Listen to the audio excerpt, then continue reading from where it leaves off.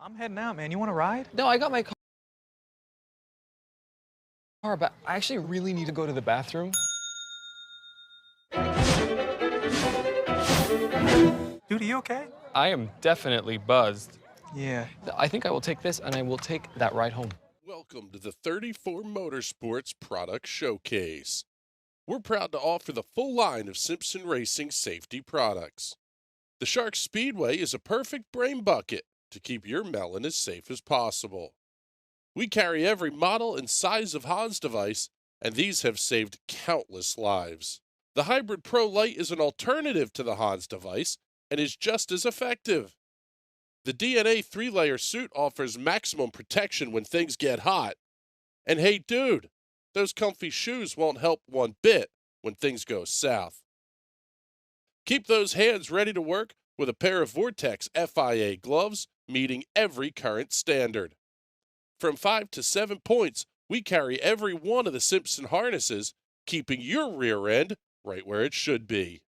Keep all your gear clean and together with the helmet and FHR bag, and always be ready to hop in a race car. Visit 34motorsports.com and order today.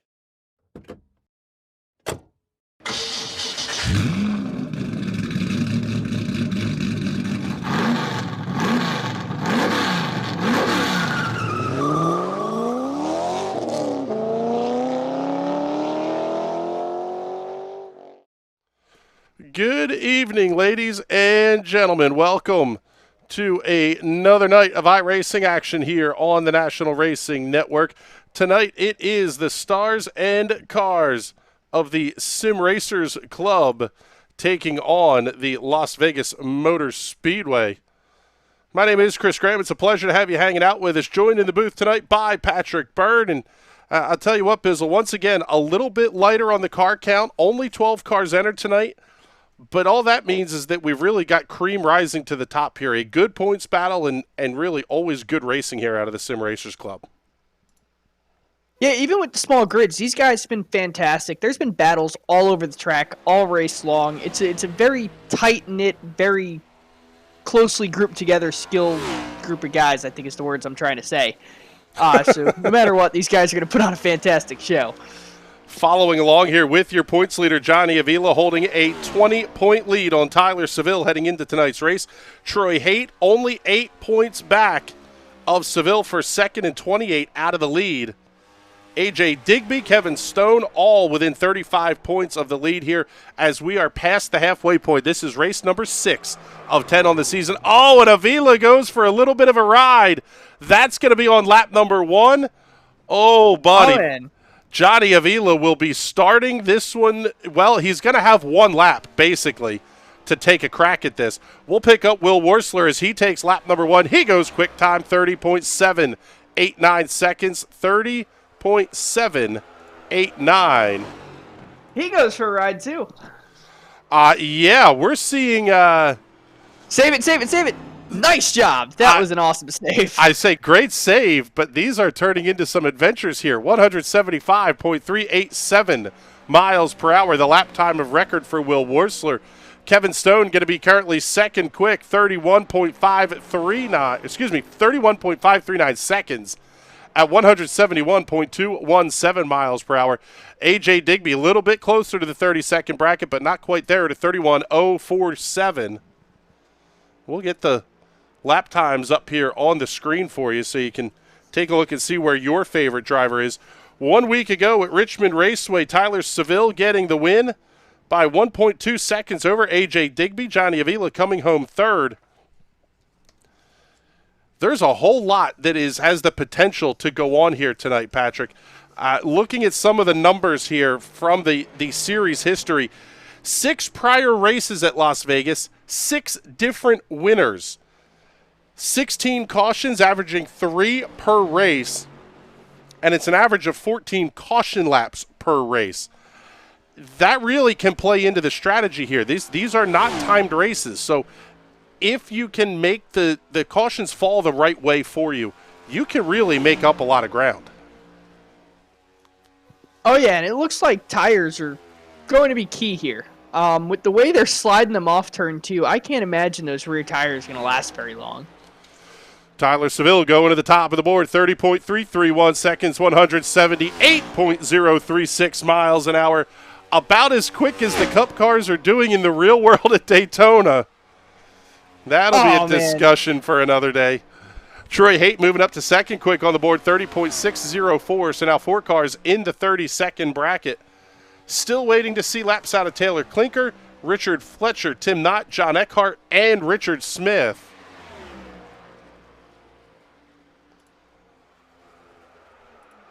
Man alive. Worsler going for a ride again. Is it possible that we are going to see these cars chewing up tires in just a couple of laps? If they keep sliding them like this, absolutely. We're going to end up with a dirt race out here on the 1.5 miles. That would be absolutely insane. And quite frankly, nobody else out on the racetrack right now. AJ Digby just finishing up his run.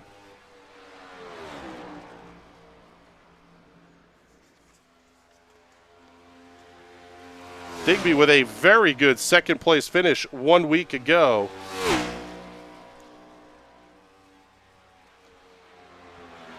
Among the drivers picking up bonus points last week, Johnny Avila getting 3 for leading a lap, leading the most laps and the fastest race lap. Tyler Seville also getting 5 bonus points.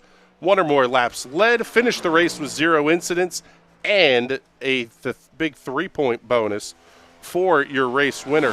Looking at the team point standings, this is a very tight battle because I love how they structure this. Only the top scoring driver for the team earns points. So Synergy Esports currently sitting at 211 points with a 6-point advantage over Will Worsler Racing. Will Worsler's got a literal armada of race cars out on the track tonight, but only the top 1 scores. So you got to make those points count. And I really like that format because it gives guys like Will Worsler, he can go out there, have his huge big team, and he's competing at the same level as guys who are out there by themselves or just a 2-car team, and they're all competing for the same championship competitively.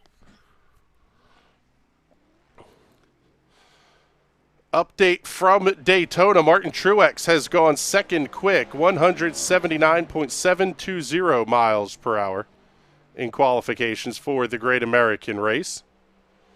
I want to thank everybody who's tuning in here on YouTube and on Twitch. Give us a shout in the comments. Let us know where you're watching from, who your pick to win tonight is. Let's go follow along with John Eckhart here. He has not turned a lap yet, carrying the M&M's Interstate Batteries colors, piloted tonight by Kyle Busch. Eckhart out of Hazel Green, Alabama, working lap number 1. See what he can do here off of turn number 4.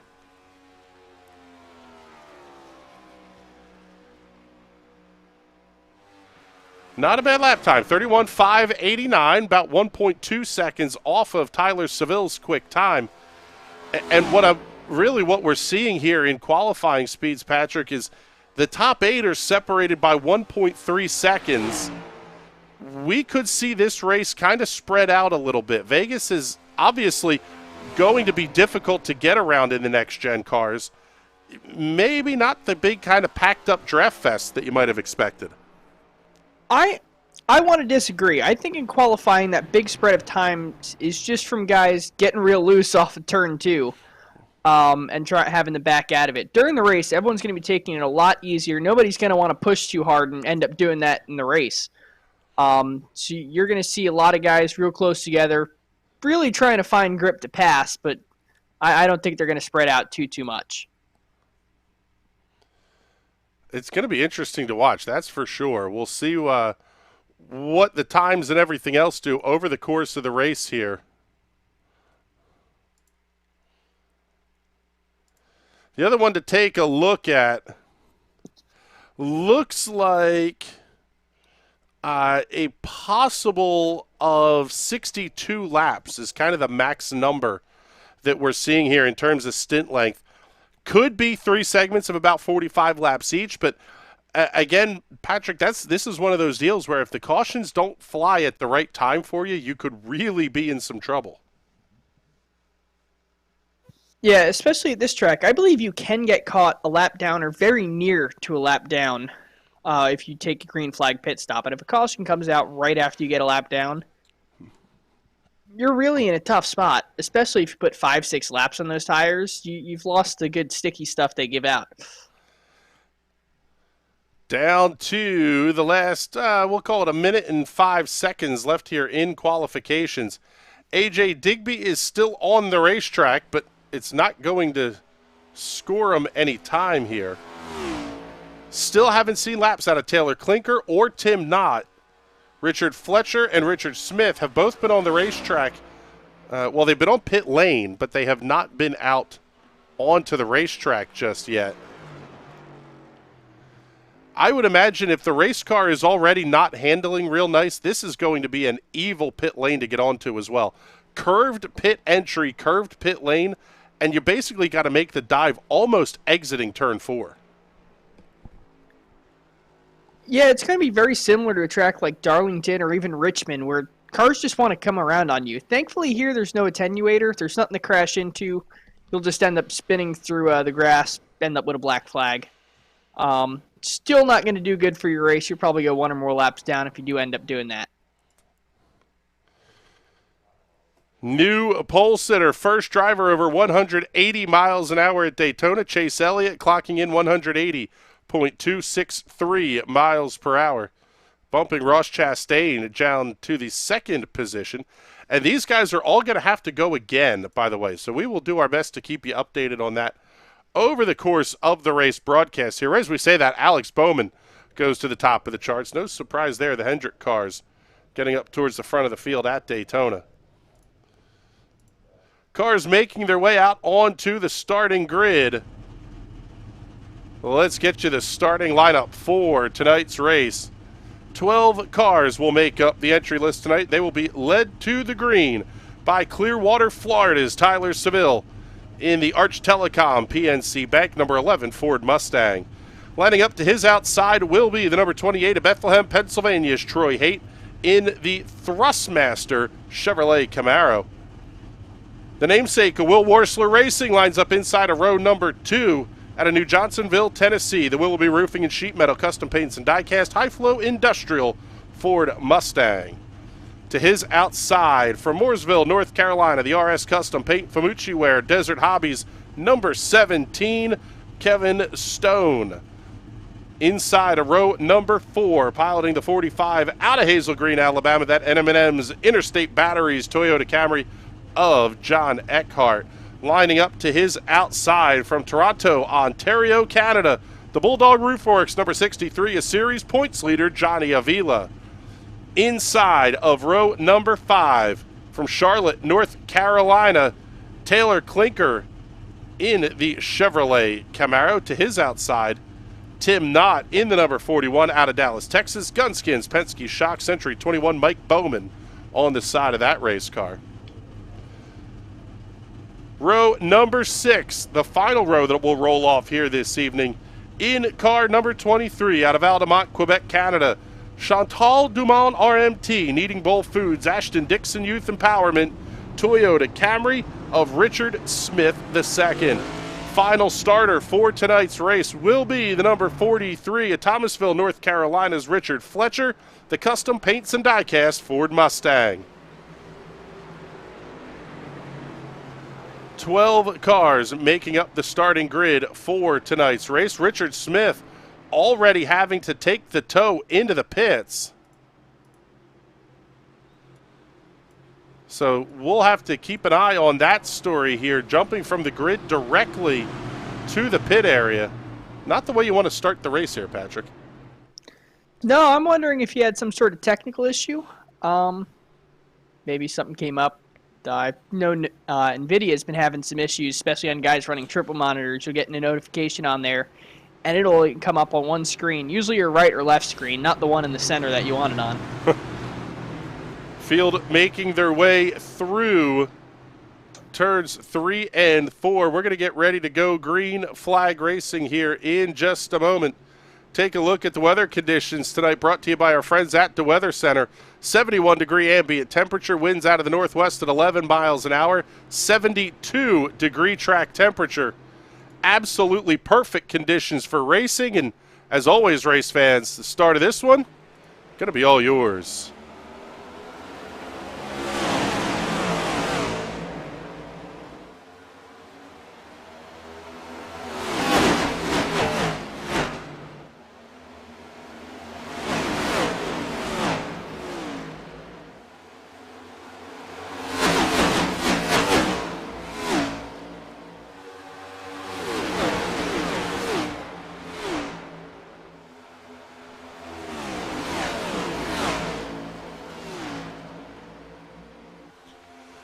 Lap number 1 already in the books, and it will go to Tyler Seville, adding to his already monster haul in terms of lap totals here. Side-by-side battle, John Eckhart, A.J. Digby. Oh, one car hard into the outside retaining wall. That's going to be Taylor Clinker. Caution flag is out here on lap number 2. That was a huge hit for Taylor Clinker.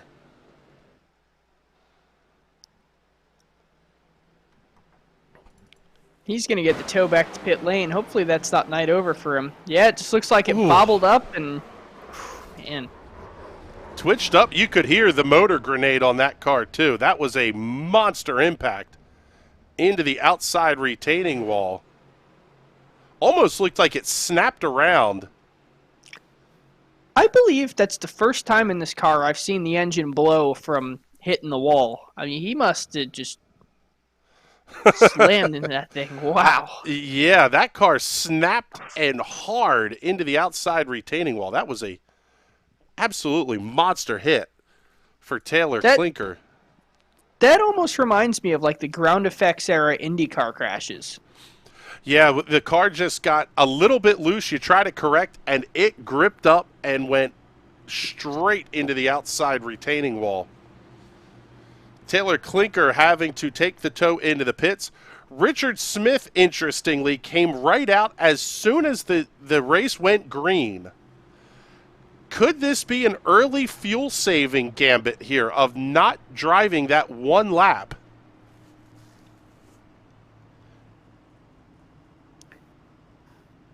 I'm not sure that one lap is going to make a really huge difference, but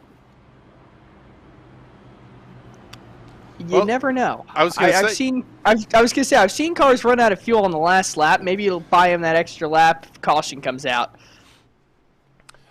Yeah, Richard Smith back on the racetrack. Tim Knott also electing to come down pit road. Now, if we go back, go ahead. I was going to say, if we go back to the incident real quick, I wonder if that big diffuser they have on the back these cars is going to do that, especially in the real world, if we might see more incidents like that where the car just snaps and as soon as you go to correct, it kind of grips up and hits the wall. Because that would be a very, very scary hit. I mean, even in the simulator, it's scary. I can't imagine that in the real world. Yeah, that was a very, very scary looking hit. Almost Michael McDowell at Texas many years ago, where that car just hooked hard to the right. And hopefully these cars are as safe as that car tomorrow was. I mean, seeing McDowell get out of that car was fantastic. I mean, 10 years prior to that incident, I don't know if he would have been able to get out of the car under his own power. So, huge leaps in safety we've made, and hopefully this car holds up to the test. Yeah, I think we may find some of that out this weekend at the Daytona International Speedway. Update from Daytona. Hendrick Motorsports now occupying the top 4. William Byron, Kyle Larson, Alex Bowman, Chase Elliott, Eric Almirola inside the top 5. If you're looking for an underdog on DraftKings or FanDuel, there it is. Your top 10 in qualifying. Chastain, Larson, Elliott, Almirola, Hamlin, Truex, Burton, Byron, Bowman, and Daniel Suarez. That's where my money is going this weekend, by the way. The Tootsie's Orchid Lounge Chevy Camaro with Daniel Suarez. I'm always been a Suarez fan. Glad he's back in a Cup car. Yes, and one of the greatest bars on earth, by the way. If you've ever been to Nashville, Tennessee, or if you've never been, get down to Lower Broadway, hop into Tootsie's Orchid Lounge. You can feel the history in that place. Field is doubled up side by side, getting ready for the restart. Lap 5 of 134 coming up. One car already out of the race. That is Taylor Klinker. You almost wonder, Patrick, there's not a ton that they can adjust on as it's a fixed setup race, but almost like that's an overcorrection to the loose condition. Yeah, and you can help that a little bit if you notice you're over-saving the car by slowing down the steering ratio. This way you got to crank more wheel into it, and hopefully you'll avoid cranking too much wheel into it. Well, it looks like we are going to safely get off of turn number 2 for the first time. A.J. Digby, Tyler Seville side by side down the back straightaway into turn 3. Digby going to make the pass on the outside for the race lead.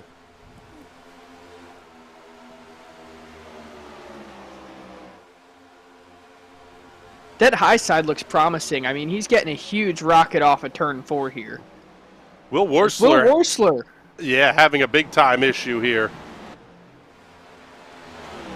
Oh, keep hold of it, John Eckhart. Oh, there's contact with Johnny Avila. Caution is out. Worsler's going to be involved as well. Caution flag number 2 here on lap 7.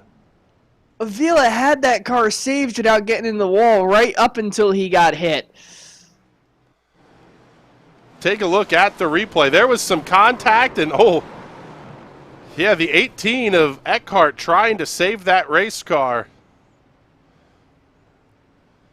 Now we got 2 very, very banged up cars here.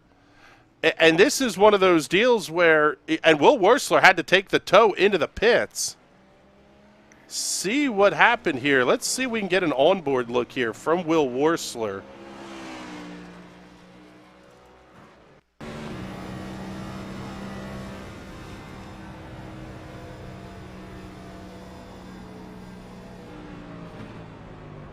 Oh, man, just nowhere to go. That gap was closing quickly. Closed quickly, and an absolutely junked front end of that race car.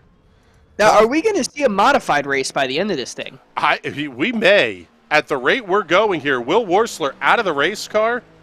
Richard Fletcher is being scored a lap down.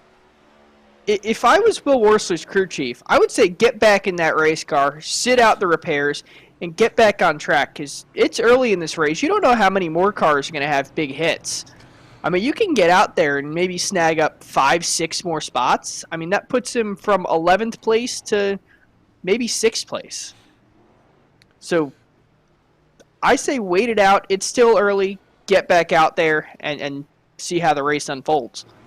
Richard Smith coming in for a very quick pit stop. Johnny Avila's will not be. Unfortunately, yeah, Avila going to be stuck on pit road for a good long while. And at this point now, Patrick, we are down to 6 cars that have not been on pit lane yet, and we're 9 laps into this 134-lap feature. Now, how is this going to shake up the championship? Potentially bigly, to use one of our favorite words. Johnny Avila with a 20-point lead over Tyler Seville. I don't think there's enough points on offer tonight for Seville to claim the points lead, but it's definitely going to close things in. Troy Haight is 3rd in points, 28 back of Avila. Man, this is going to be interesting. John Eckhart and Tim Knott making their way down pit lane. Eckhart took a pretty big shot on the left-hand side of that race car.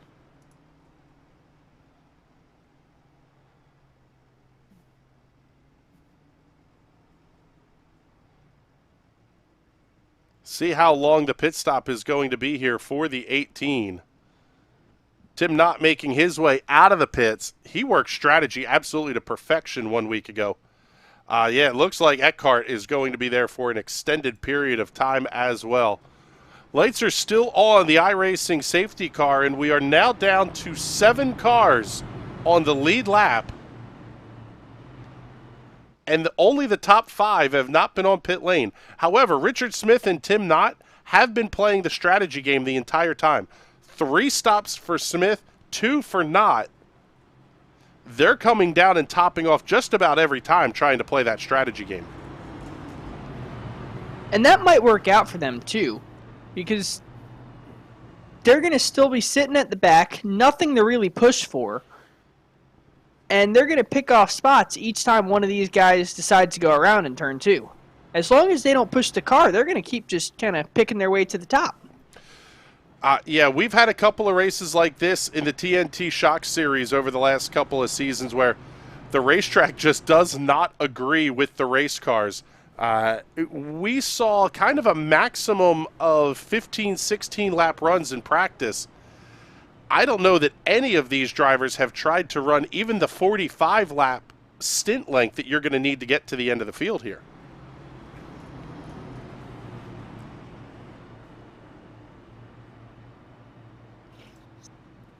Yeah, I'm not sure. It might end up with these guys having to just baby these cars around, and who's better at driving a car that, words of Kyle Busch, this thing handles like you know what. Yes. By the way, update from Daytona here. We can tell you, let me see. It is, I believe, Noah Gragson and Jacques Villeneuve are the 2 non-charter cars locked into the 500. And the rest of the top 10 will be coming out here onto the racetrack in just a couple of minutes to get their runs in.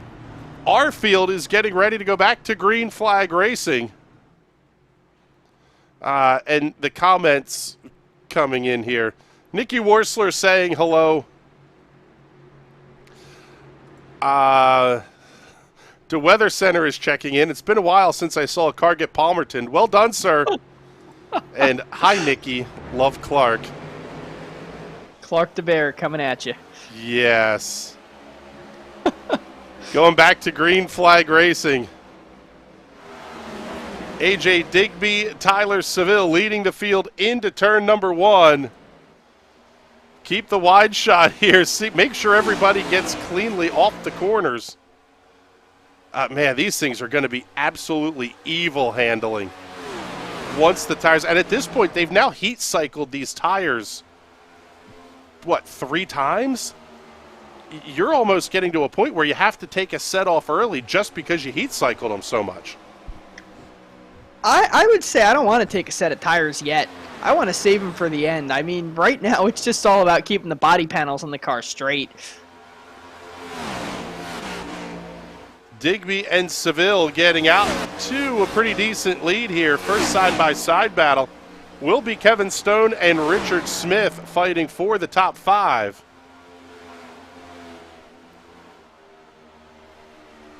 The 41 of Tim Knott is right there as well. Those 3 will get back in line. Good battle for the race lead.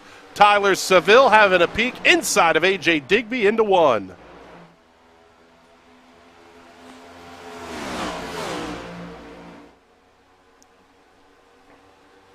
I wonder if these guys choosing to run the high line lap in, lap out, or just trying to save whatever's left of those tires and just try and preserve them for as long as possible. I would have to think so. I wonder how long Tyler Seville can keep up running that bottom without just shredding that right rear tire to bits. Last lap, quickest car on the racetrack was Jason Frankson. He just about yard sailed it into turn 1. 30.93 seconds the lap time. In fact, 30.930 was the lap time for Jason Franks. He's catching up. The question is, are you going to burn off too much tire trying to get back in here with the leaders? Top 4 separated by 2 seconds from 5th place Kevin Stone.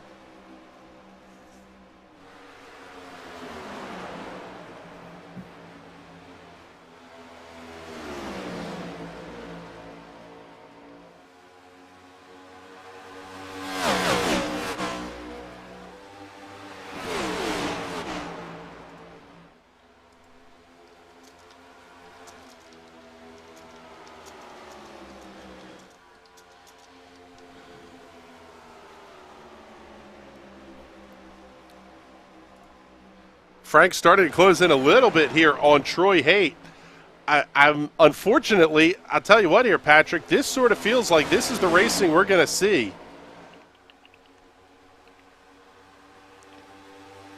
Yeah, these guys, I mean, there's not much they can do right now with how these tires just coming apart and how hard this track is to drive with these cars. See if we, let's see. Actually, we don't even have, we were going to try to get a word in here with Will Worsler, but he is no longer in the room and available for us to talk to here.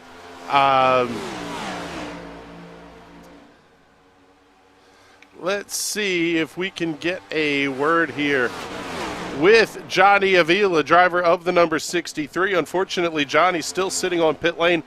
Tough break for you out there, Johnny. What happened? I didn't expect him to brake into the corner, so I slammed on my brakes, and I had a chance to look at the replay. It looked like there was some net code, too. But it's just one of those things. Yeah, one of those deals that it seems like the cars are not handling to, quite frankly, anybody's liking here tonight. What do you think we're going to see the rest of the race here? I mean, this feels like a self-preservation game as much as anything else. Yeah, the main thing is you have to really underdrive the car to a degree. It's really unbalanced going through the bumps in 1 and 2. It also has like this like oversteer snap sensation that goes on with it too, so it's unpredictable. All right, Johnny. Well, thank you very much for checking in with us here. Tough break tonight. Hopefully we're talking to you again next week. Thank you. Have a good night, guys. There you go. There's Johnny Avila. Unfortunately, looks like he will be a 10th place finisher tonight unless he can get the car back out after, well, now 9 minutes and counting of repair time. Patrick, talk to us a little bit here about what he means by underdriving the race car. So when you have a really, really loose car like this and you're kind of stuck with it, you're not going to be as aggressive on the gas pedal. You're not going to be aggressive on the brake. You're not going to be as aggressive with the steering wheel. It's really like there's an egg underneath every control, and you're really just trying not to crack the egg. It's a big term in sprint car racing. Not so much do we hear it in these cup cars, but sometimes they just get like this, and you really have to try not to crack that egg or you're going to end up with a smashed up race car. Yeah, that's it's one of the hard things to do because, like, if you're in Jason Frank's situation here, as he's having to look inside of AJ Digby, you want to push the car. You know you have more speed in it. You just have. It's tough to turn that part off of I can go faster. When you just have to sit in there and ride it out. Yeah, especially, and you'll know when you're pushing the limits, especially with a car that's driving like this thing is, because you'll go just a tick too far, you'll start to hear that egg crack, and all of a sudden your steering wheel is pointed 90 degrees right in a left-hand corner, and you know you just done screwed up.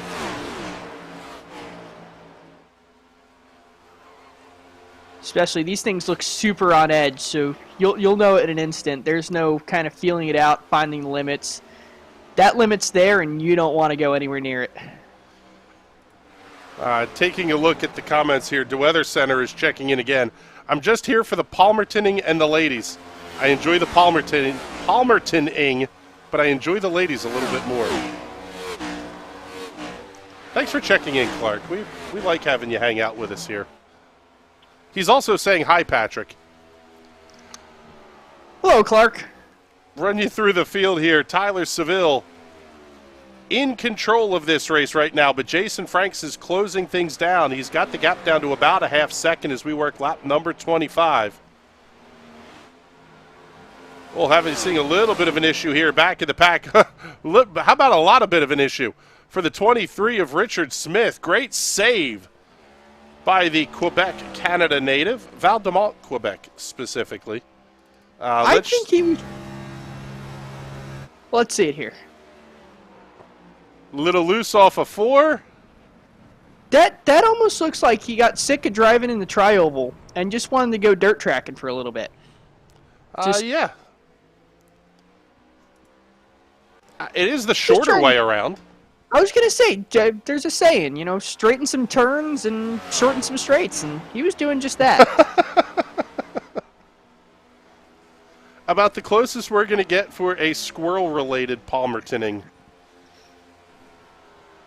Asking about prop pets for that on DraftKings.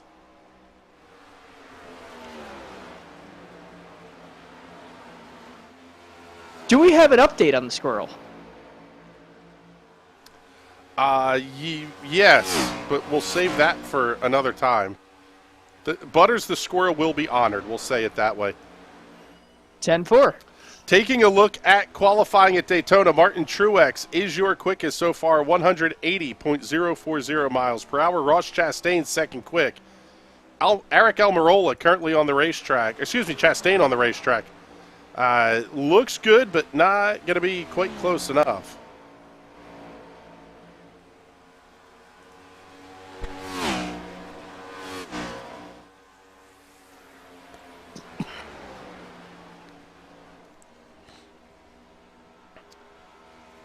Slide back in the pack here. Pick up Troy Haight in the number 28. Catching up a little bit here on A.J. Digby. Call the gap about 4.5 tenths. In fact, now inside of 4 tenths. So those two cars head off towards turn number 1. I would guess at this point now, Patrick, you're able to commit to a fuel save strategy. So long as you don't completely blow it on pit entry, you really can play some games here with fuel mileage. Yeah, especially with these new 5-speed cars. You can kind of just throw it in fifth and ride. I don't know how much these guys are shifting or if they're shifting at all.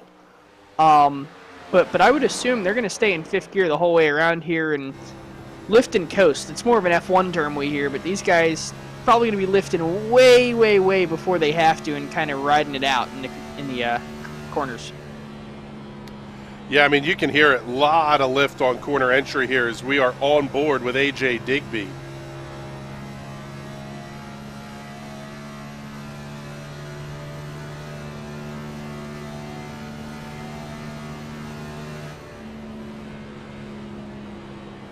Big lift, it almost seems like they're trying to go around the bumps that Johnny Avila was talking about in turns 1 and 2.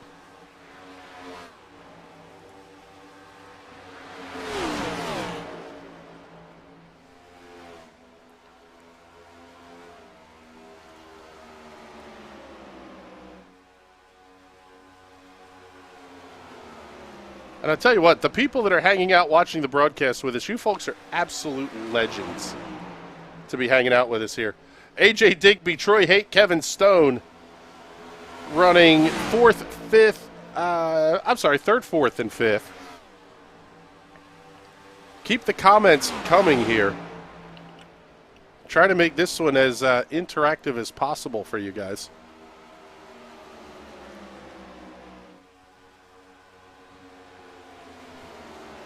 Could be about 12 laps away from the first set of scheduled green flag pit stops.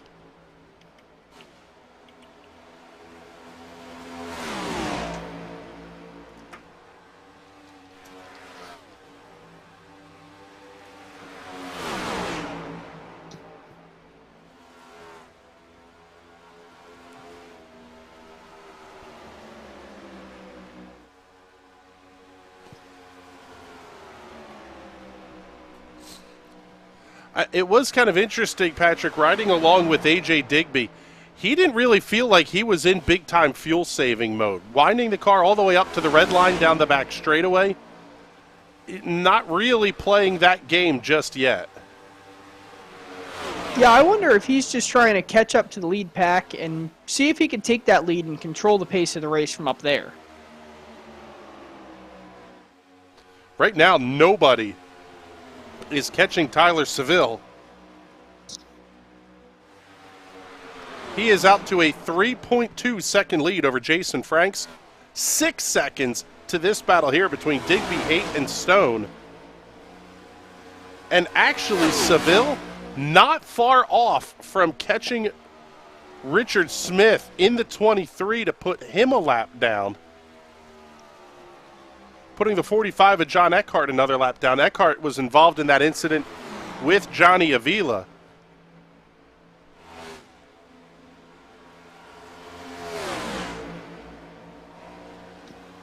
I wonder, has the weather changed a little bit? These cars don't look like they're sliding around nearly as much as they were before. Well, let's take a look at the conditions brought to you by our friends at the Weather Center. Temperatures dropped a little bit. Winds have not changed much, but I tell you what, 13 mile an hour. Pretty stiff breeze coming out of the northwest. 72-degree ambient temperature. I would imagine, and I would have to take a look at the map to see how the racetrack lays out north to south. But the reality of things here is the temperatures are still pretty low. Place should be still pretty grippy.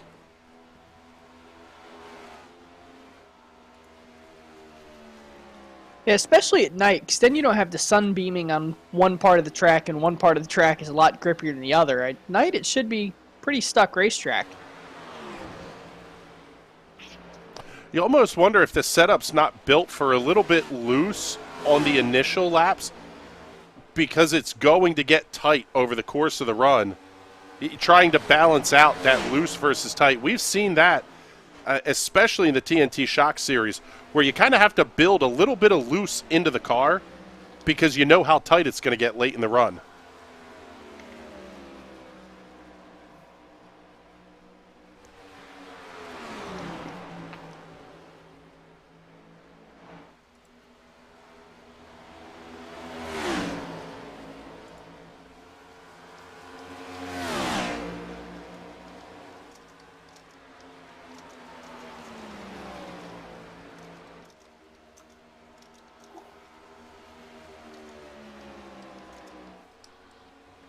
Tyler Seville has definitely got a handle on how this thing runs around here. He seems to be the only guy that's kind of got it clicked in tonight. Yeah, the gaps are opening up pretty substantially here. This battle is still really good, and three completely different lines we're seeing run by Truey Haight, AJ Digby, and Kevin Stone. We'll keep the focus here.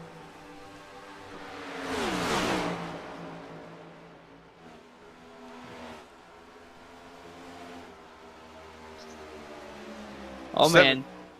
I was going to say, does that make you nervous when you know the car's not handling to your liking and you can see the pass coming into one where everybody's been going around? Yeah, no, I'd be nervous. If I was AJ Digby right now, I might just want to back out of it and let him have it. It's not worth the risk right now to try and go side by side through there.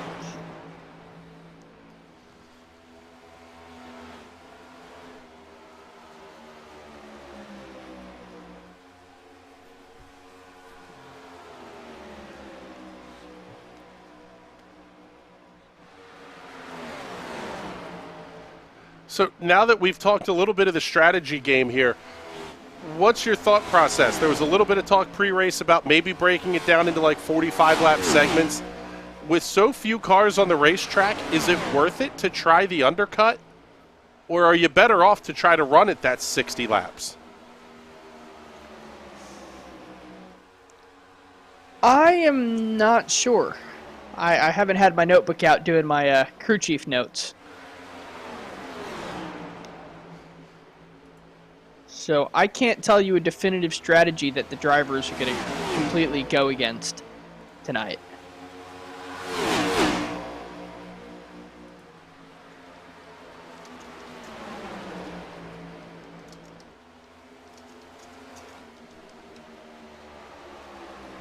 I want to say it's a little too early to try the undercut, just because you're going to burn them off so quickly, and you want as many sets in the box for the later part of this race, especially once these guys start getting really rowdy. If there's a couple late race cautions, you're going to want fresh tires to be able to cut through that field while everyone else is sliding around. Yeah, that would sort of be the thought process, is I want to have a set of tires late. However, early run tires have not been good here. Things seem to have settled down a little bit. You took the words right out of my mouth. These cars look a lot more settled down, a lot easier to drive now on old, burnt-up rubber than they do on fresh rubber. So I say that. You see that 17 car bobbling around a little bit. He just came up about half a lane. So maybe they're not. Maybe the drivers just got more of a handle on it. Maybe someone could really be a weapon on fresh tires.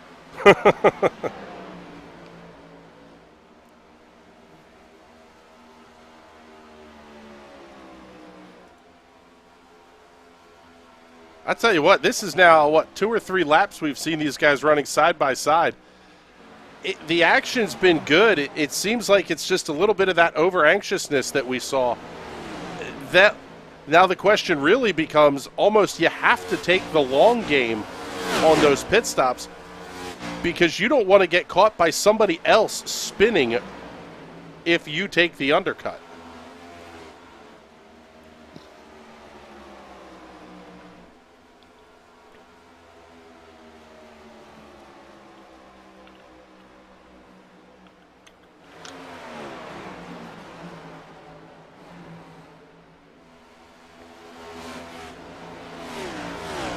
Tim Knott falling back of A.J. Digby here a little bit. Kevin Stone opening up about a half-second gap.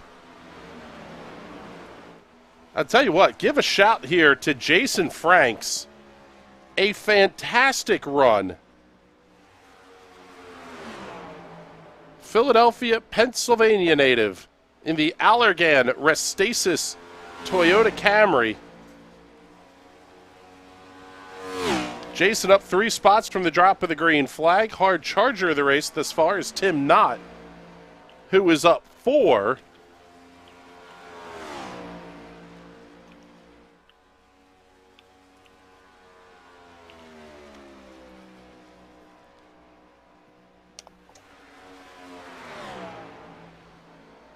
Biggest drop on the race thus far is, unfortunately, Will Worsler down 8 positions from where he started this race in 3rd. You can see that 17 car really wiggling around. I want to see an onboard of that next time he comes around 1 and 2 and just see how much he's working that wheel coming through these corners.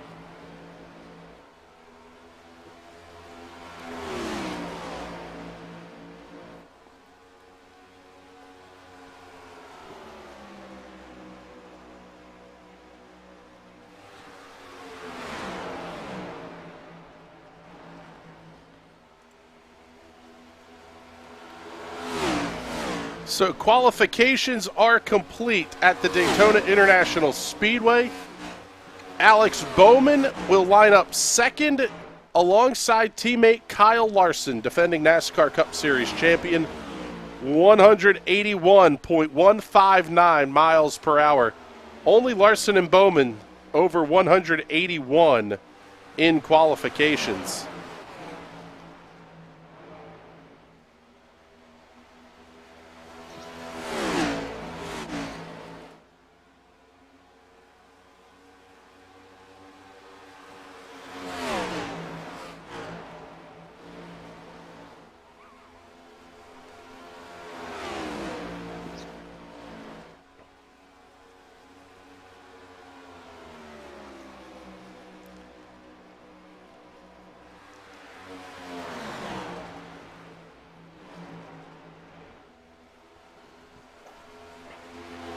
You can really see the 2 different lines that 17 and 28 are taking. The 28 seems to really want to enter 1 and 2 way high and swing it down low on the exit, where the 17 it's kind of just staying real low to the track. And it doesn't seem like one has a huge advantage over the other, which is pretty neat to watch. Yeah, 2 completely different lines and apex speeds between these two. Kevin Stone, 162.4 miles an hour. Troy Haight at 163.9. You're going to carry a little bit more speed running higher up the racetrack. The top speeds are a little bit different, though. Troy Haight at 192.2 down the backstretch. Kevin Stone at 190.5. It's all, you can actually see in the numbers how the drivers are working different lines around the racetrack.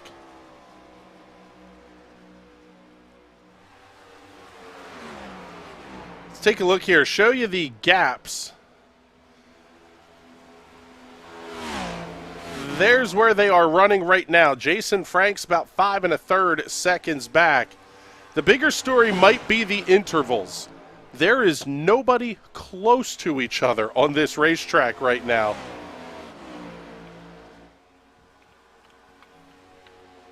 Richard Smith a handful of seconds away from going a lap down. That would put us down to 6 cars remaining on the lead lap.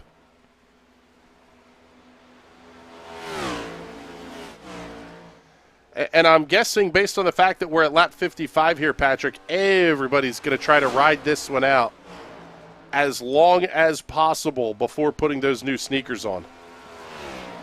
Yeah, and I'm really wondering, just because these guys seem to have got a handle on the cars now and how they're driving around this racetrack, I wonder if we see the same issues as we saw in the start of the race. Yeah, if I'm Tyler Seville, I do not want any parts of being the first car down pit road. You know, he's probably over the radio right now encouraging everyone else to take the undercut and just see what their car handle like. Yeah, this one's going to be, it's going to be interesting to watch how they come off of pit road. And they're still going to have to make another stop after this.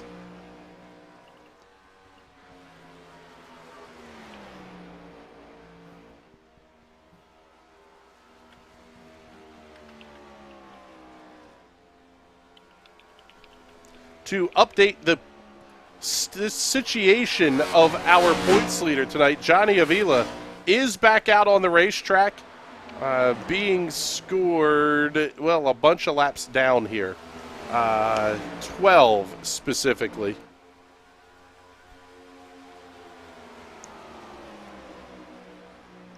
Well, I don't want to say he I'm can sorry, make up 12 17 laps. laps down. Oh, well, again, I don't want to say he can make up 17 laps. However, if some of these other cars drop out, he could still end up coming out at least playing damage control. I don't want to say coming out on top of points, but limiting the hurt that could occur. Well, I was going to say, he had a 20-point lead heading into tonight.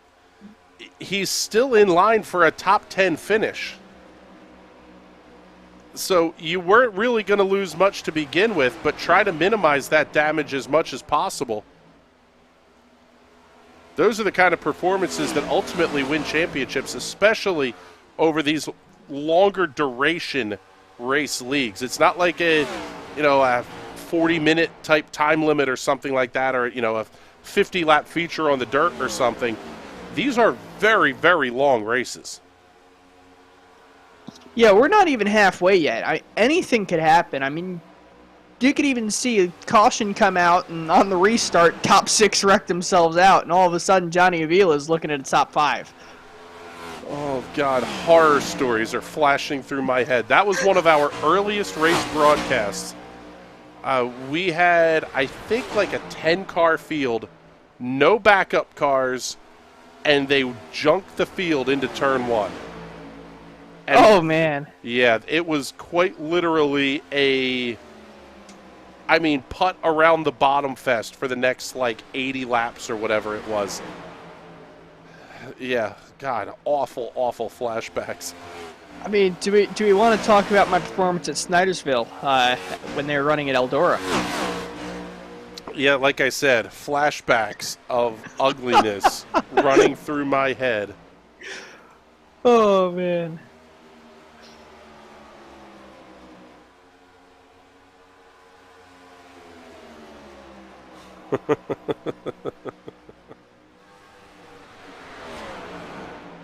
Andrew Acera checking in on YouTube here. I wonder if anyone's arm is starting to itch. Okay, Clint, settle back down. Yes, scratch it. Scratch it. So we are keeping an eye on this battle here between Tim Knott and AJ Digby. These guys 5th and 6th on the racetrack right now. We are down to 6 cars remaining on the lead lap. And it is about 10 seconds or so separating race leader Tyler Seville from the rest of the field at lap 64. So pit stops are going to be coming just about any time now.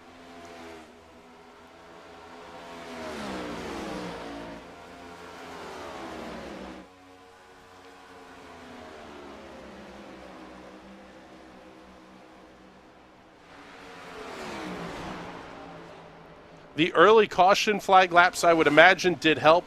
Also, Tim Knott coming in at lap number 9, Richard Smith coming in at lap 8. Well, actually, the only car that has made a pit stop and is still on the lead lap is Tim Knott. Could that be move of the race, stopping on all of those early cautions to keep that car topped up with fuel?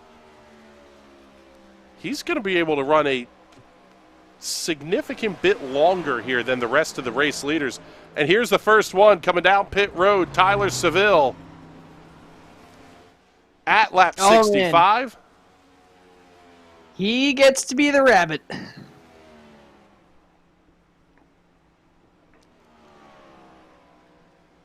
Jason Frank's able to stay out on the racetrack, as is Kevin Stone. My math says they're going to be about 5 laps short. It's going to be interesting to watch here as pit crew goes to work on the left-hand side of Tyler Seville's race car. For Goodyear Racing Eagles, Toucan Sunoco fuel. He's down and away 15.68 seconds. The Arch Telecom PNC Bank Mustang back out onto the racetrack. Jason Franks and Kevin Stone now making their way in.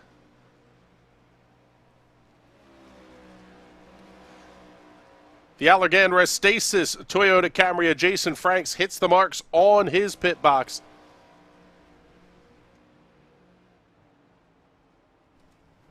Crew has already finished work on the right-hand side, left-hand side of the car going up to 17 of Kevin Stone, getting the same treatment. Franks down and away, 15.75 seconds. He is back out on the racetrack, and here comes Troy Haight now pitting out of the race lead.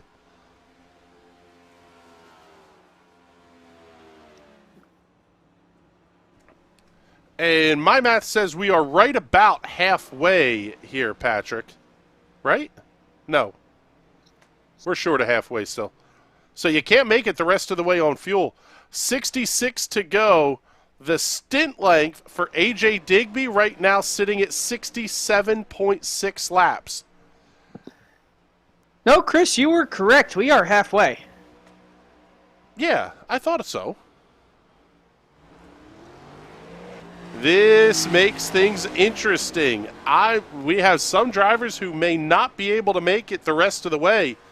And AJ Digby is still out on the racetrack. He has not made his first stop yet. Richard Smith stopped at lap 8. He has not come in yet either. Looks like Digby's going to be coming down this time. Is he out of fuel? I think he is.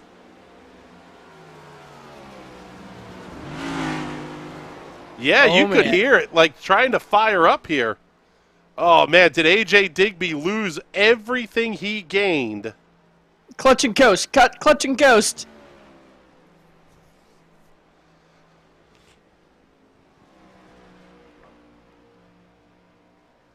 Tyler Seville has come around to claim the race lead. 30.856, the new fastest lap of the race for the pilot of the number 11. The Alliance, Ohio native AJ Digby, the custom paints and diecast Chevrolet Camaro on pit lane. He is down and away 15.5 seconds. So let's reset the field here for you once again. Race leader still Tyler Seville. Only laps he has not led tonight have been under the exchange of pit stops. Absolutely dominant car.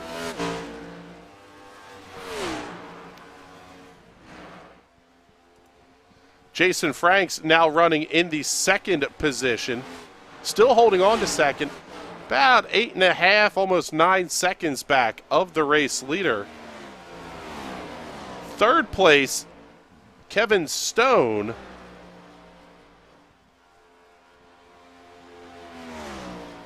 He has made his first pit stop at lap number 66. The RS Custom Paints, Famucci Wear, Desert Hobbies, Ford Mustang, and the Mooresville, North Carolina native. Having a good run here inside the top 3. Absolutely what he needs in the point standings. Sitting 5th in points right now. Only 2 points back of AJ Digby. And 35 out of the points lead. Troy Haight runs in the 4th position as Tyler Seville sets another fastest lap of the race at a 30.698. Haight coming off coming into the night as the third place driver in the point standings. 1 week ago with a 4th place run at the Richmond Raceway. Haight trying to back that one up once again and benefit from the issues that Johnny Avila had early in this race. Hard charger thus far going to belong to the 41 of Tim Knott. The Dallas, Texas native running the Toyota Camry with gun skins, Penske shocks, and Century 21 Mike Bowman on the side of the race car. Not completing your top 5, and the final car on the lead lap is the 14 of AJ Digby. And actually, he's just gone a lap down now to race leader Tyler Seville. How much longer was his time in the pits having to coast down to his box? We can take a look at that number, actually. Pit lane time for AJ Digby, 40.9 seconds, so it wasn't that much slower. Actually, one of the quicker runs down pit road, if you believe it. Top 4 all over 41 seconds on pit lane.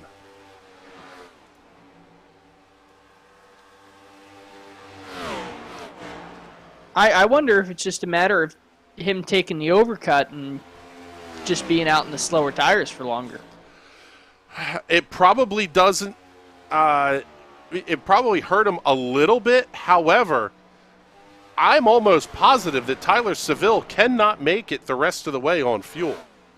He stopped at lap number 40. No, Seville stopped way later. Check the other screen. Lap 65 is where he came into the pits. AJ Digby was sputtering out of fuel at lap 69. This is going to be very, very close for Tyler Seville to try to make it on fuel. I think the only driver in the field right now that has a realistic shot of going the rest of the way is AJ Digby and Richard Smith, who stopped at lap number 70. Smith is 3 laps down. Digby is 1 lap down. All it is a splash that these guys are going to need, if they even need that. Digby may have cost himself a shot at the win by trying to stay out 1 lap too long.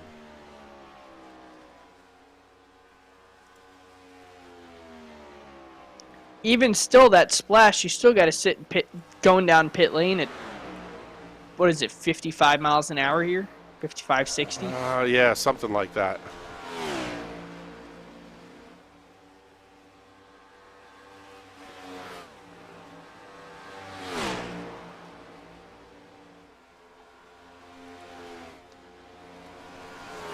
Seeing Nikki Worsler checking in the comments. Hello, Nikki. Thank you for hanging out with us here.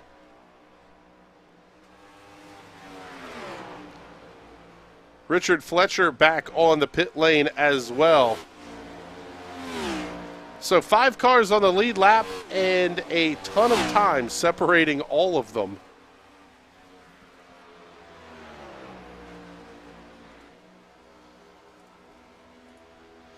Taking a look to the rest of the upcoming races here for the Sim Racers Club.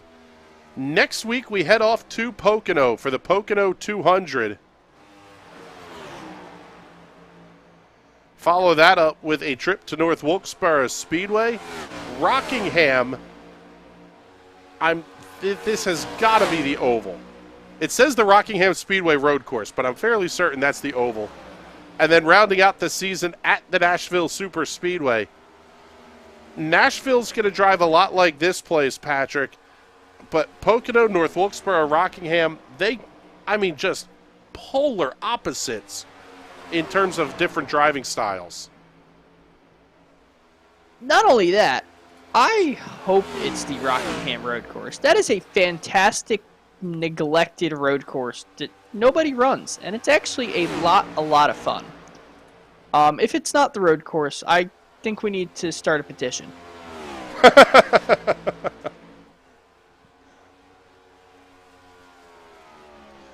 taking a look here, Johnny Avila is back on pit lane, and upwards of 35 seconds he has stopped in his pit box. So penalty incoming here for Johnny Avila.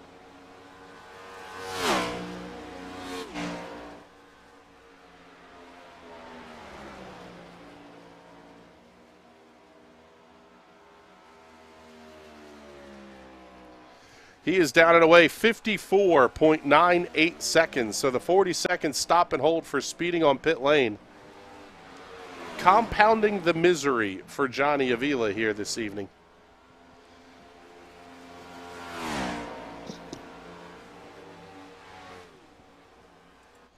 I'll tell you what here, Patrick, as we slide back to pick up Kevin Stone, who's within 1.6 seconds now with Troy Haight for third. Not really surprising here. We saw a couple of early incidents. Drivers were skitterish beyond belief. Now we're talking about kind of settling things in here. Is the biggest question right now, can Tyler Seville lap the field?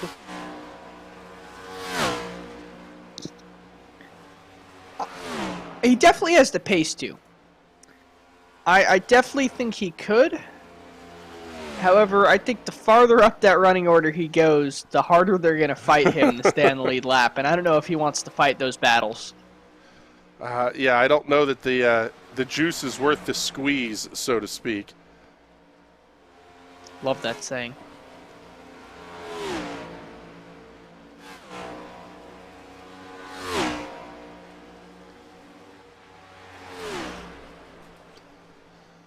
Actually, Kevin Stone is only about 3 seconds from going a lap down to your race leader.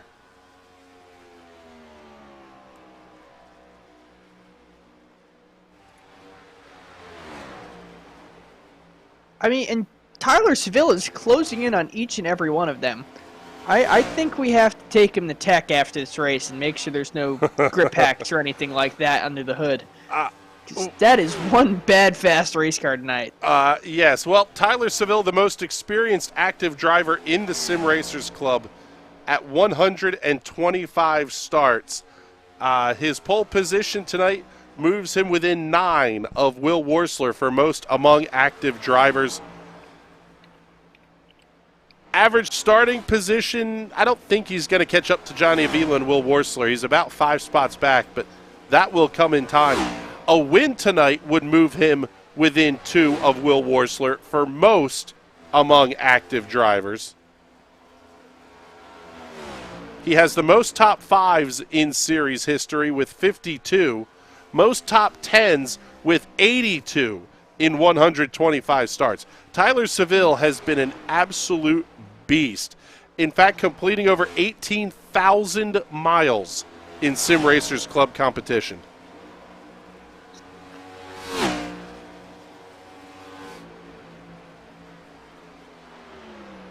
Actually, tonight he may be able to catch Johnny Avila for second on the most laps led chart as well. They entered tonight, Avila at 7:53, Seville at 6:59. Now, if you lap the entire field, does each lap led count as 2 laps led? Just like, is it a bonus, or? No. I think it should be. I don't know if I should tell you to drink more or drink less, or share whatever it is you're using over there. I'm just saying, like, lapping the whole field, that's an accomplishment. Yeah, even in a short field race, this is not a run at the Chili Bowl or, some little bull ring. You're talking about lapping the field at a 1.5-mile racetrack without the benefit of caution flags. Since the second caution of the race, this has been a consistently... Not only that, the strength of field in this league is so tight. Even if we had a field of 40 cars, Jason Frank's probably still be up there in second, third place, and he's getting close to getting lapped now. What is it, 9 seconds to getting lapped? Yeah. 9 seconds and 42 and change laps to go. Ziggy checking in the comments here. Quite uncivilized to lap the field. I see what you did there, Ziggy.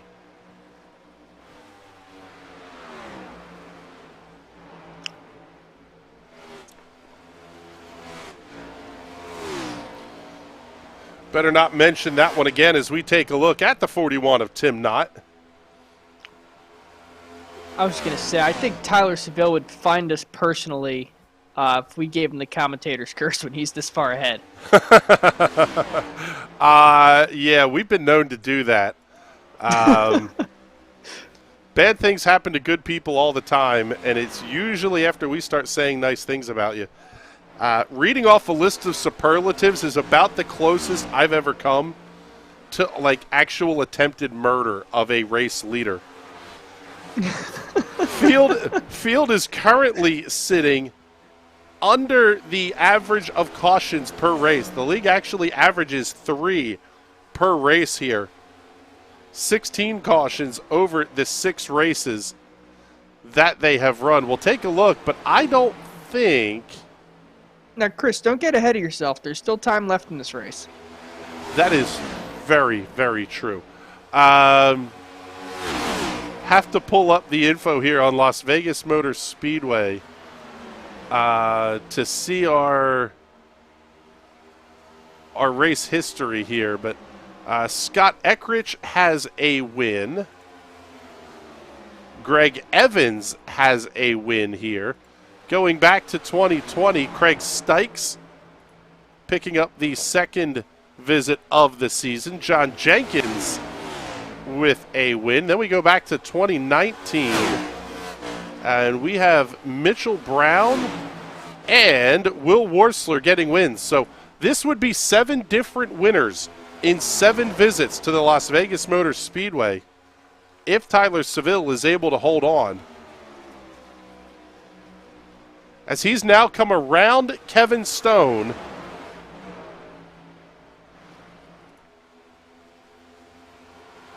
And he is within about 7 seconds of Jason Franks from lapping the field in this one.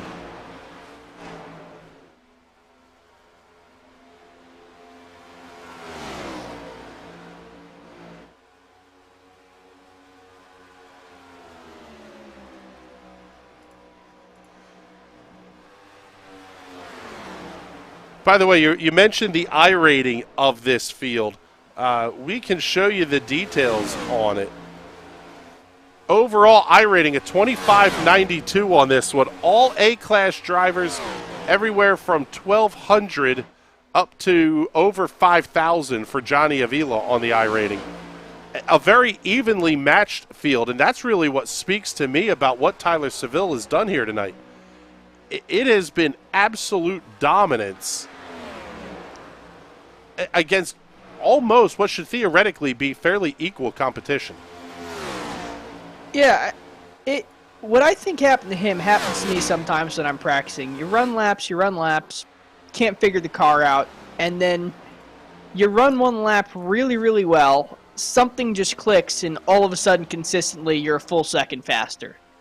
And I feel like it's clicked for him before it's clicked for everybody else.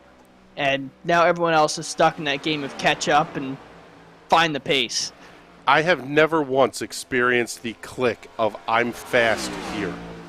Any car, any racetrack on iRacing. That is a severe lack of talent coming from my 3-digit iRating. I'm going to have to come over and fix your setup as Tyler Seville is pulling into the pits. He is just flexing that big gap he's got. He's going to throw some fresh tires on the car and go and do it again. Well, yeah, there's really no point here he had almost lapped Jason Franks, but I don't think he's going to lose the lead with a pit stop here. I don't think so either. I think he knows how much of a gap he had, knows he needs some fuel to make it to the end, and why not throw some fresh tires in the car and build up the gap even more? As he does get past for the lead. But yes. Kevin Stone is coming into the pits. Yep, Kevin Stone is in. Jason Franks has come around. The gap is not going to be that big. Call it 15 seconds and plus as he gets back out onto the racetrack. I was going to say, in the last 40 laps, he put up 26 seconds on him. Now with fresh rubber on the car, I think he's going to close that gap relatively quickly. Now, Jason Franks is your race leader, and the gap is sitting at about 19.5 seconds. The question is, could Franks try to stretch it? He stopped at lap 66. You would think he's going to have to come in for fuel and tires.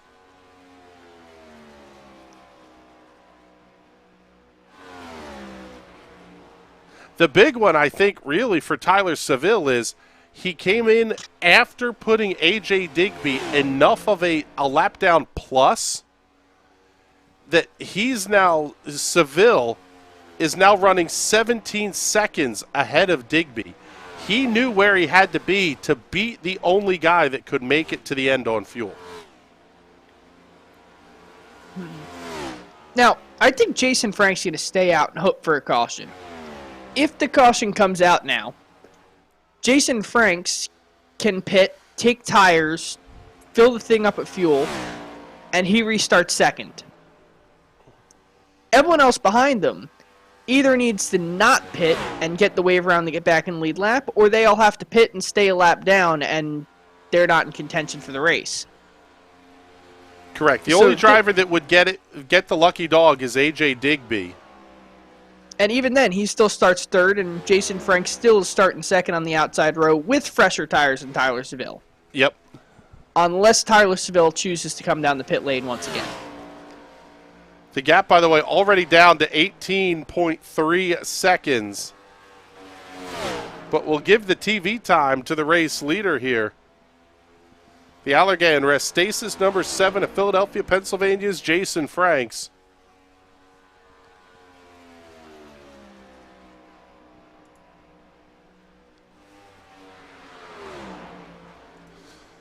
Mac Galida checking in the comments. I have no idea what you're looking at, Mac. We finally have a race on our hands, hopefully. Maybe. If Jason Franks tries to stretch this to the end. That would explain the big gap that Tyler Seville was able to open up. The problem is he's taking almost a second a lap out here. The gap is 17.5 seconds, and there's 27.5 laps to go.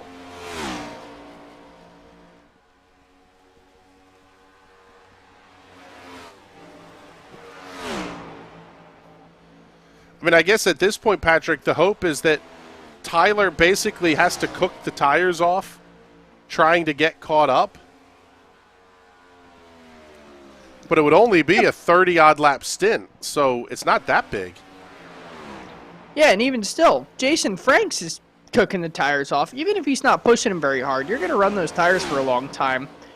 They're going to be slow roasting. You got those tires in the crock pot. They're still cooking. No tire doping going on here, by the way. Jason Franks, last lap, 31.519 seconds. 30.888 the lap time for Tyler Seville. We'll see what the numbers look like this time by. 31.3 for Franks. It's not going to be enough. In fact, the gap is being eaten out at 7 to 8 tenths of a second per lap here.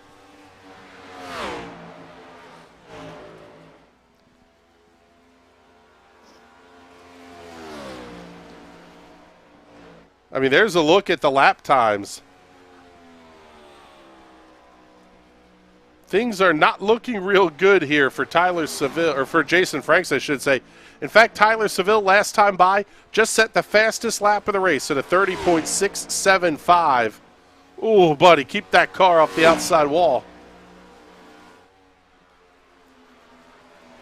Yeah, that wall hurts, and it'll put your race to an end in a hurry.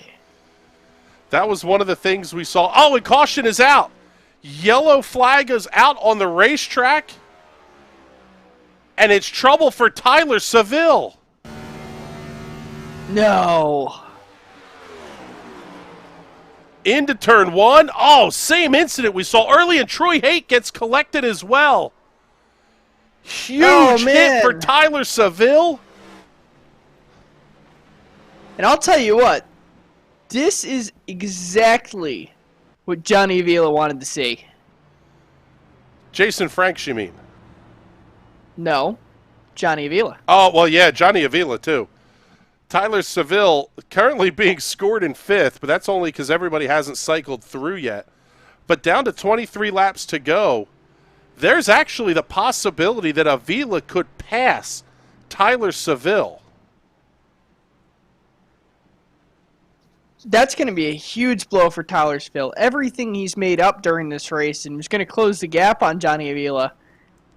That's all kind of going into the outside wall right now. Oh, man. Jason Franks coming down pit lane. He's going to take his free set of tires. Yep, overshoots the box a little bit, but it really doesn't matter all that much. I believe no matter what, he's still going to be your leader when he leaves this pit lane. Yes, he will be the leader coming off of pit lane. Everybody else was a lap down. So the question becomes, the bigger question on offer here, what does AJ Digby and Kevin Stone decide to do? Actually, they haven't even caught the pace truck yet. I was going to say, AJ Digby being the lucky dog, he gets his free set of tires. He can pull in, he's going to restart second. Kevin Stone, if he chooses to stay out, he'll be on the lead lap on old tires. If he chooses to pit, he'll be the first car lap down if another caution were to come out. And everybody else has sort of made their bed here. They will have to stay out to get back on the lead lap. That goes for Kevin Stone. Even Tim Knott and Richard Smith, they were both 2 laps down. Looks like, I think we're going to be down to 3 cars on the lead lap here for a 22-lap shootout. Now, if some of these lap cars choose to stay out, could we see another caution right on the restart with these guys with worn tires trying to get back up to speed?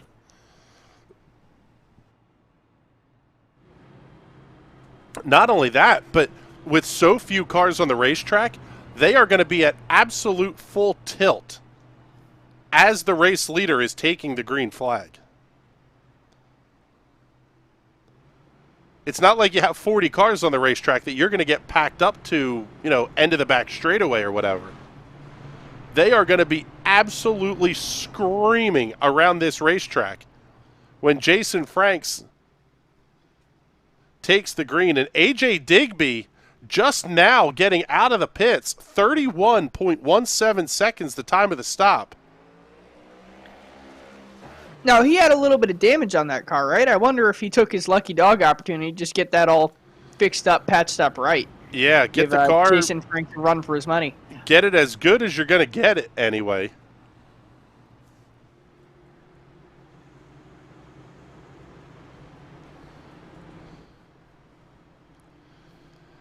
Johnny Avila is currently being scored, by the way, as having completed 95 laps this time by the start-finish line. Tyler Seville completed 110. I'm not real good with math, but I believe that's 15 laps. And with 21 to go, it looks like Johnny Avila will get past Tyler Seville. And Troy Haight if Tate stays in the pits. Correct.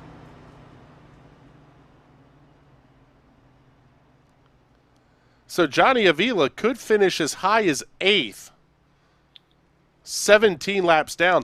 And that goes back to your earlier point with Will Worsler. You almost have to get back in the race car and try to finish it out, because you could have potentially had a top 5 finish even. Yeah, I mean, there's still mathematically a way that Johnny Avila could finish in the top 5 if we lose enough cars to Rex. Lights are out on the iRacing safety truck. As Jace, cars are still trying to catch up. they are just now catching up, and yeah, they're trying to get woed up here. I told you they were going to be at full song when they caught the race leaders. That worked out about as well as it could have possibly have for Jason Franks.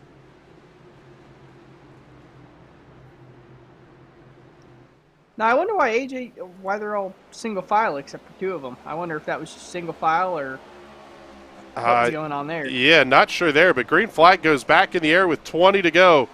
Jason Franks can open up a quick 3.5 lead over A.J. Digby, but this is going to be a good battle, and we have a hornet's nest setting up behind them. All cars multiple laps down. Tim Knott and Richard Smith battling inside the top 5. They are both 1 lap behind. Jason Franks, A.J. Digby, Kevin Stone, the only 3 cars left on the lead lap.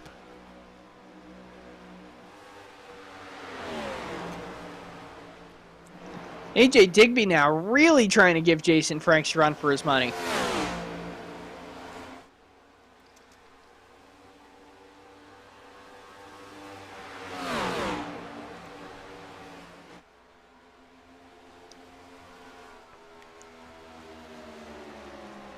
Franks is absolutely hanging tough with Jason Franks here.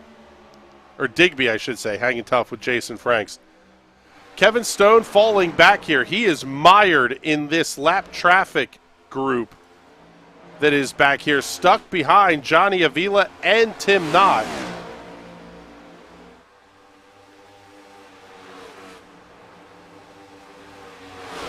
Not actually running a lap down to Kevin Stone, but at this point, Tim Knott would be the next car to get a lap back.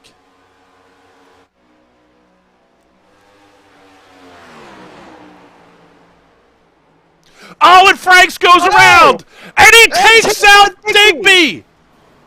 Both of the leaders junked at the inside of the racetrack. And Kevin Stone is going to take your race lead. They're off the racetrack. We do not go caution. Kevin Stone is your race leader.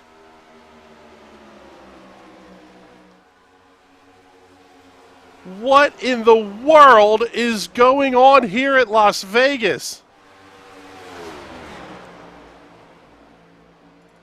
Show you the replay.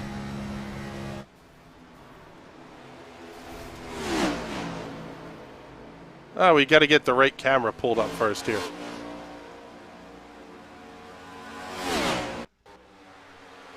Franks down into turn 1. The back end of the car bobbles just a little bit. And huge contact with A.J. Digby. Both of the cars able to get back out. They were able to drive it around to pit lane. But remember that whole discussion of cars taking each other out? Johnny Avila is, well, quite frankly, looking good at this point. Johnny Avila looking out the windshield, seeing that happen. I can't imagine how big that grin is behind that helmet. Yeah, he sounded absolutely dejected when we talked to him earlier tonight. Oh, he's probably ecstatic right now. Battling, it looks like he's going to come home anywhere from 6th to 8th position tonight. But there is not a chance that Johnny Avila saw a near top 5 in his future.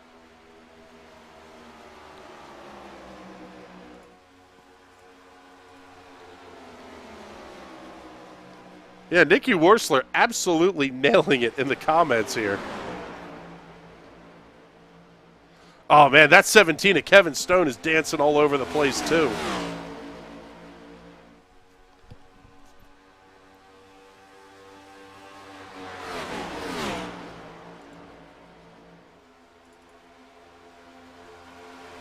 Absolute heartbreaker for Tyler Seville.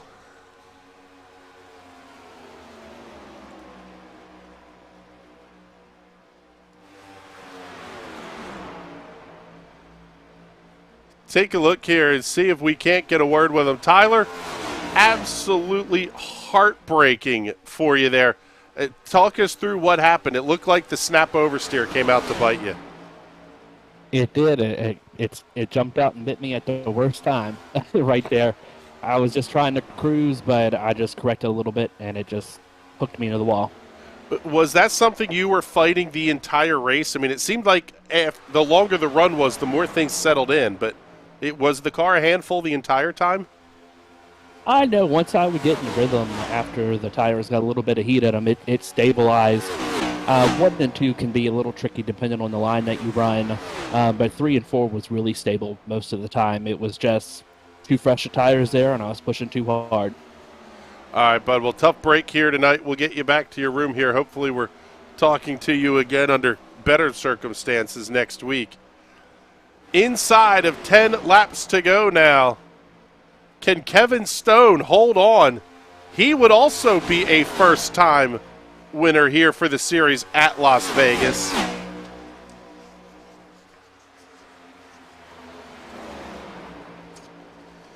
And how about it? This would be a first career win for Kevin Stone. Among active drivers, Will Worsler, Tyler Seville, Johnny Avila, Corey Silva, AJ Digby, all have wins.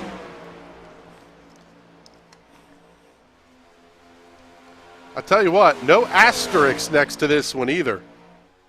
A battle of survive to the end, and Kevin Stone is doing it. Whole new meaning to the term drive to survive.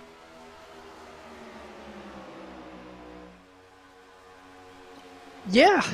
I mean, he just kind of slipped in quietly the whole race. He was battling real hard through the mid portion of the race, but really just kind of settled in, kept himself quiet, and here he is 30 seconds into the lead. It doesn't look like he's trying to put any pressure on Avila either. He is comfortable where he is, just following in the draft. And I don't blame him. There's enough of a gap there. I would probably set the cruise control and start reading the newspaper. Yeah, really. Taking a look at the team standings here, big night it would be for Pixelated Sim Sports. They have a 1-2 on the cards right now, with Stone leading, Tim Knott running in second, albeit about, well, 2 race cars ahead of the race leader right now.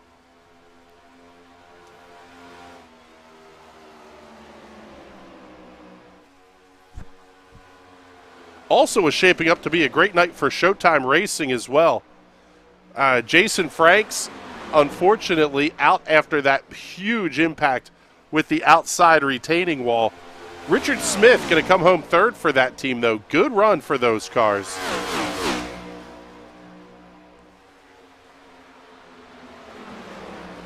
It'll be 5 to go this time by for Kevin Stone. A 30-second lead over teammate Tim Knott running in second.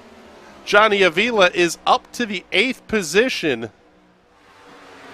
And I think he's going to fall a couple of spots short of getting past AJ Digby and Jason Franks. However, he is ahead of Tyler Seville now.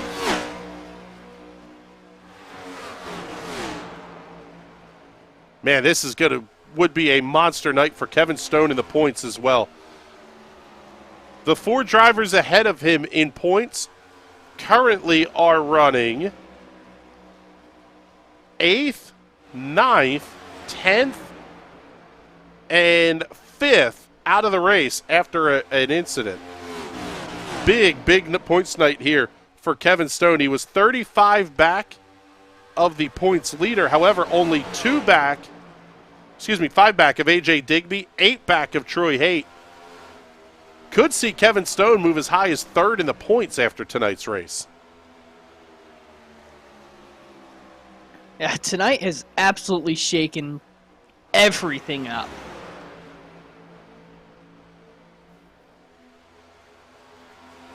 Abject insanity happening here at the Las Vegas Motor Speedways.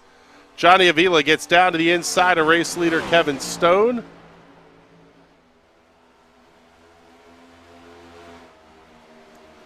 And this thing is still not over yet. There's still 2 laps to go.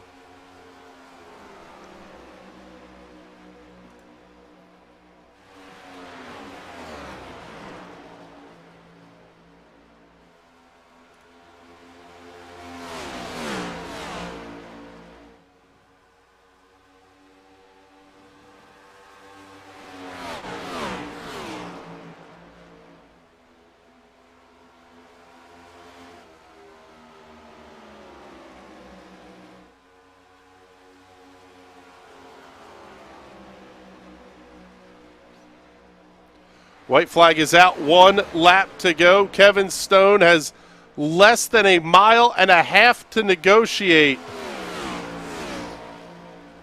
before his first career win in the Sim Racers Club.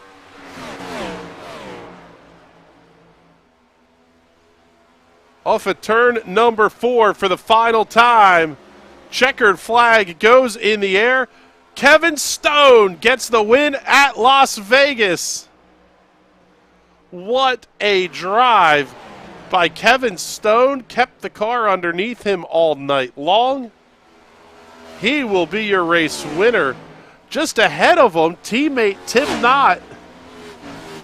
Couple of corners to go. He was almost a lap down. Richard Smith coming home in the 3rd position. Cleanly off the final corner, and Tim Knott will come home with a runner-up finish here this evening. My goodness. That race was absolutely insane. I believe that's an understatement, sir. Yeah, 20 laps of chaos at the beginning. About 100 or so laps of absolutely monotonous pacing in the middle. And then 25 laps or so of sheer chaos at the end. And he tears the front off the car. That will look great for the victory lane photos. Nice job, Kevin. That is the story of the night. Oh, man, Kevin, I don't know if that thing's going to pass post-race inspection anymore.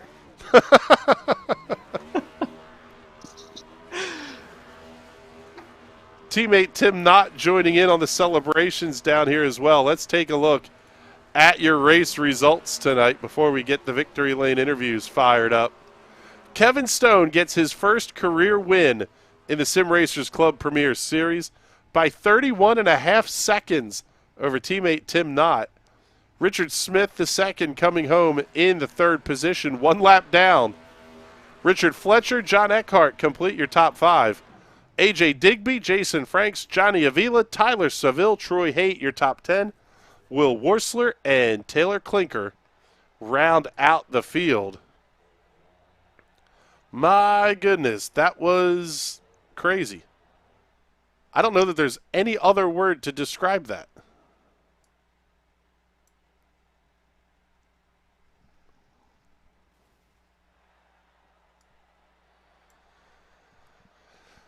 Let's get ready for kick off the post-race interviews here in Victory Lane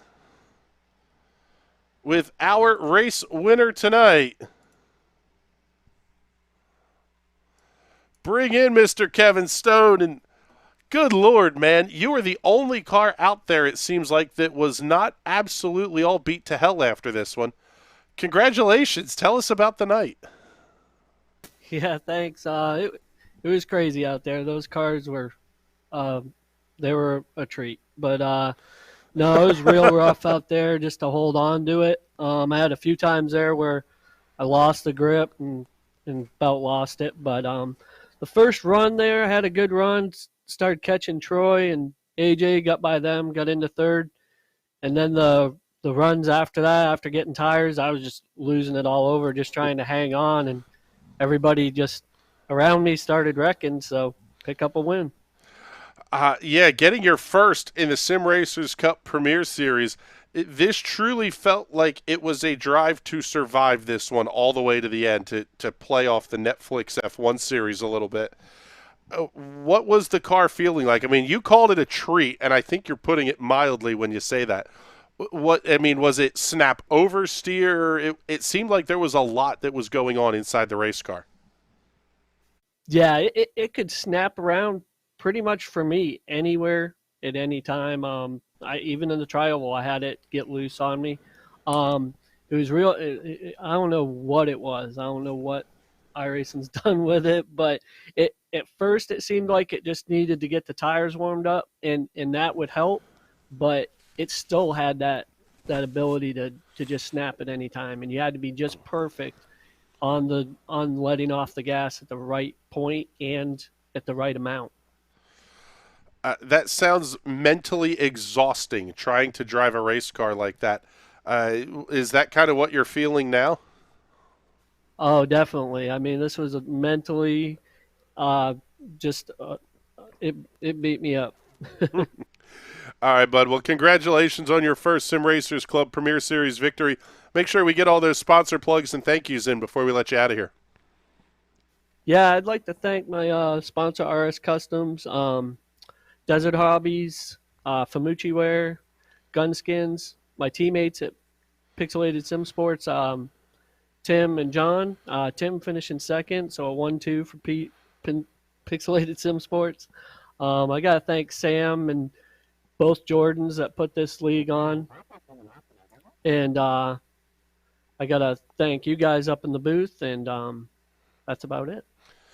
All right, bud. Well, thank you very much. We appreciate you coming to hang out with us. Let's bring in your teammate here this evening. As soon as we can get everything fired up here. Let's bring in Mr. Tim Knott. I'll tell you what, Tim, I don't know if you guys saw this coming into the night, but a hell of a 1-2 finish there for the Pixelated Sim Sports team. Yeah, I guess it just kind of worked out pretty good. I even had to make an extra pit stop, but then the caution saved me, so, I'll take it. Yeah, it seemed like this was it was a big-time battle of attrition. Was there any secret to keeping the car in one piece? I mean, it seemed like everybody was either spinning, getting a piece of the wall. It seemed like the race cars were a big-time handful. Yeah, we found that out on the practice day, and I knew right then that we're going to just have to be real careful. And the main thing was finish the race. That's how it worked out. Well, you got the job done. You come home with a very nice second-place finish here. Congratulations on that. Let's make sure you get all those sponsor plugs and thank yous in. That's a gorgeous-looking 41 car out there. Yeah, thank you very much. My main sponsor is Gunskins, and I got Penske Truck Leasing with me, too.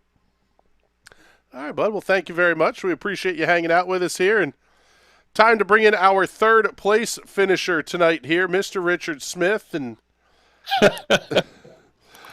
you were an adventure. At one point, you were dirt tracking the infield early in this race.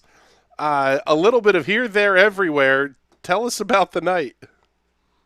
Honestly, I gotta be real with you guys. Tonight was a really weird night. From almost missing the start to physically missing the start, not being able to qualify, to, like you said, dirt tracking it on the infield. I did a little bit of everything just to make sure everybody was entertained tonight. Put it that way, and still came home with a top 3 finish for Showtime Racing. Yeah, that was we'll be polite and call it an adventure. What was the issue there at the beginning? I asked the question of Patrick, our color commentator here, saying, was that potentially a strategy call to try to save that tiny little bit of fuel? But it doesn't sound like that was the case. Funny enough, no. With everybody talking in Discord about how the setup was twitchy, missing the start initially was going to be like I was going to ask for an EOL, but I missed the start anyway, so I said, okay, I'm not going to lose a lap, so let's just see how it goes. And I think even before lap 2, we had our first caution. So I was trying to get used to the setup. It's a little tighter than I usually run, so getting used to it, and then at some point the car just bit it in turn 4, and that's where you saw me go grass sliding, let's say, with this next gen car, and luckily did not tear it up. I only got a 1X out of it, and she still handled well. So I was really impressed with this Toyota Camry, and I honestly think that if I didn't mess up that pit later on in the race, around I think lap 67 or so, because like I said, I use voice attack. Some people use crew chief, some people just use the mouse and keyboard to set what they want to do in the pits. Voice attack was hearing me, I was hearing it, but it made no changes in the iRacing simulator window. So therefore, I lost at least a lap there. But as luck would have it, and as God would have it, I would also say I still got a podium finish tonight. So someone was watching out from above. Oh, that is fantastic. Absolutely incredible night tonight. Very cool looking paint scheme on the car. Tell us who you're carrying along with you for the ride here tonight. Oh, guaranteed. I got to give props to our master painter in the team, which is Jason Franks. He's got this Inverts Bay Ottawa Grief Care, the Ashton Dixon Foundation. He's got this car looking beautiful. I'm very impressed, and I'm really, really happy. The sponsors are happy. I can't thank him enough for getting this done, and I'm really looking forward to putting this back into victory lane. I remember we got close at Daytona. Tonight's a third place finish. I'm really looking forward to getting things solidly put, especially on a 1.5 mile, like at Texas and Atlanta, Las Vegas. These tracks suit me really well, so I'm looking for a win sometime soon before the end of the season. All right, bud. Well, congratulations again on the third place finish. Thank you very much for checking in and hanging out with us here. And I tell you what, Patrick, that was wild, crazy, insane, and boring as all get out in the middle of the race. It just intense, I guess, is the word we could use. Yeah, during the middle of the race, it almost looked like Tyler Seville was just going to lap the whole field, and it was his race to lose. And unfortunately for him, it was. And that show we got at the end with the leaders wrecking themselves and Johnny Avila. I mean, twice the leaders wrecked themselves. It's just, you couldn't write a better movie. This race could have been turned into a movie. You could show it in theaters, and it's got the heartbreak. It's got the climax. It's got everything. Yes, it did. This one will go down in history. Excuse me, as one of the more interesting races we have ever called. And we're going to get to do it again tomorrow night. The PM18 officials, the Indy Pro 2000 Championship, head off to the Red Bull Ring. Monday night, we're back with the Silver Crowns. Tuesday, likely that we will have the Snydersville Raceway Tear It Up Tuesday series, followed by nothing. TNT series is off next week. And then Wednesday night, we are back right here with the Sim Racers Cup. And the High Side Hustle will be back next week as well with Burt Wojcik and Adam Rubright. Don't want to miss that one. There's a lot of stuff coming up. Real world racing action is kicking off. A lot of content coming out from the National Racing Network this weekend here from the Daytona International Speedway. Cannot wait for the duels tomorrow night and the Great American Race on Sunday afternoon. With that, it is time for us to get out of here. For Patrick Byrne and everybody here at the National Racing Network, my name is Chris Graham. Thank you very much for hanging out with us. We will talk to you all soon. Have a great night, everybody.